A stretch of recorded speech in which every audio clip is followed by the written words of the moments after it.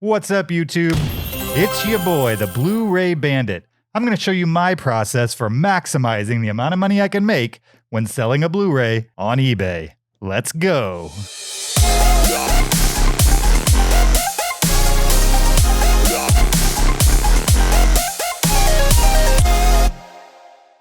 Welcome back. Today I'm going to walk you through my process for setting the price and getting the most amount of return for a Blu-ray when selling on eBay. So this is the process I use every time I put a listing for a Blu-ray on eBay or a 4K or a Criterion, whatever. Actually, if I'm selling anything on eBay, I generally use this process. Now, when I'm selling a piece of media on eBay, I'm generally not in any rush to sell it, and so I don't mind waiting for the perfect buyer at the perfect price. Your situation might be different. You might have a lot of inventory and you want to roll it over as fast as you can, earn that money back, even if you're not getting the maximum return over the course of the process. Those are just two different ways to operate on eBay. My method is to earn the most amount of money back, even if it takes a few months on a title here or there. Because really, every dollar that comes back to me via a sale of a Blu-ray or a 4K on eBay just gets put right back into the collection. So whether it happens tomorrow or 3 weeks from now or 3 months from now, doesn't really matter to me as long as I'm getting the most I possibly can. So I'm going to show you how I do this on my phone, which is how I make my listings. I'm assuming that's probably how you're going to make your listings. You can do it similarly on the desktop, but you're probably using your phone like everybody else. We're going to use this copy of 12 Angry Men on Criterion as an example. I'm not selling this because it's a great movie. I love owning it on Criterion, like a top 25 movie for me. Love it. Just using it for illustrative purposes. Let's jump into this. All right, so now we are looking at eBay, and when most people list something, they go up here into the hamburger menu, and then they click selling, and then there's this button here that says list an item, but I don't use list an item. If you click list an item, it skips a couple of steps compared to my process, and at some point there's an estimate given by eBay for the average price, but in my experience, that average price that they give you isn't very accurate.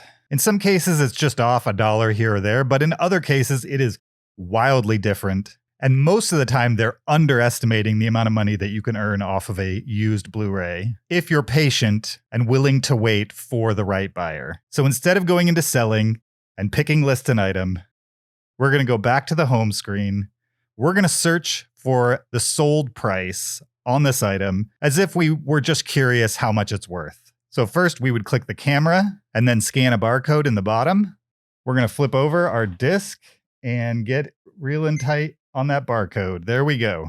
Now we know we've got the exact right disc because it's based on the UPC code, and we can see what other competitive listings are showing on eBay. But this is what people are asking for the title. The question is, what is it actually selling for? So to find that out, we're going to scroll to the top. You see this filter up in the corner. We're going to click filter. We're going to sell ours, buy it now. Our copy is used. So under condition, we're going to go used, hit the arrow to go back. Then we're going to click the show more. From here, you get all kinds of other options. The only one we're interested in is sold items. It's showing 12 results. Let's see those results. Now the results that we're looking at are recently sold copies of this exact same Blu-ray. So from here, we can see that July 7th, one was sold at $22 with $4 shipping. On May 31st, somebody took an offer of less than $20 with $3 shipping. Here's another one that sold for $25 with free shipping. In early May, a $32 copy with free shipping. In April 21 with free shipping. Another April 22 with $3 shipping. And in April 13th, which was about 2 months ago, someone made $40 with $7 shipping on a used copy of 12 Angry Men. So since I'm a patient person, I know by looking at these listings that if I'm really patient, in theory, I could earn potentially $40 from this Criterion copy of 12 Angry Men. But the average is really somewhere between $20 and $25. So if I was to competitively price it between $20 and $25, it would probably go within the next couple weeks to a month or so. If I was to price it above whatever the competitive average is, then I might have to wait several months, maybe even more than that. But it is possible, as we've seen through these sold listings, to get up to $40 for this copy. if I'm willing to wait for the right buyer. I am generally, so I'm going to price this one at the same price as that 12 Angry Men. So to do this, I'm going to click on the sold listing. When you click on a sold listing, it gives you buttons. One of those will be sell one like this. I'll click that. Check the condition, make sure it matches mine. Mine is like new. This says like new as well. Whenever I'm selling a Blu-ray of value, anything over $20 or so, I normally just give it free shipping. Shipping via Media Mill is about $3. And for some reason, it feels like they go slightly faster with free shipping when it's a big ticket item. That might just be a placebo effect. I don't have any hard facts for that. It just feels like something that happens. I don't know.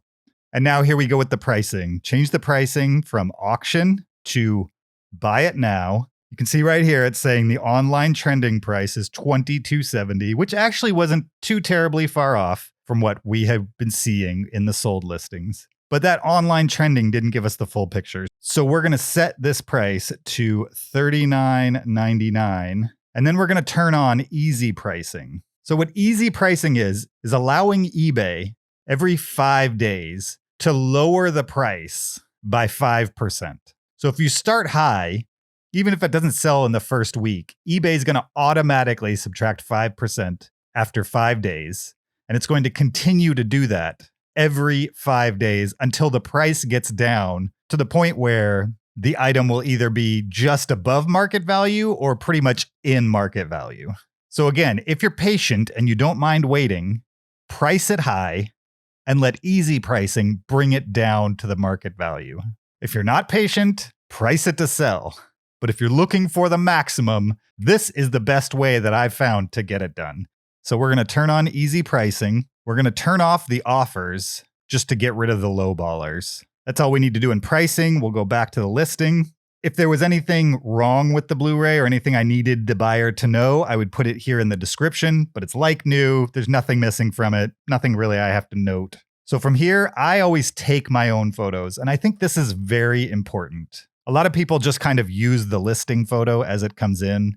This is the manufacturer's photo of the item. Problem with using the manufacturer's photo is, one, if you look at the recently sold listings of an item, you'll notice that the listings that went for the least probably had the default photo.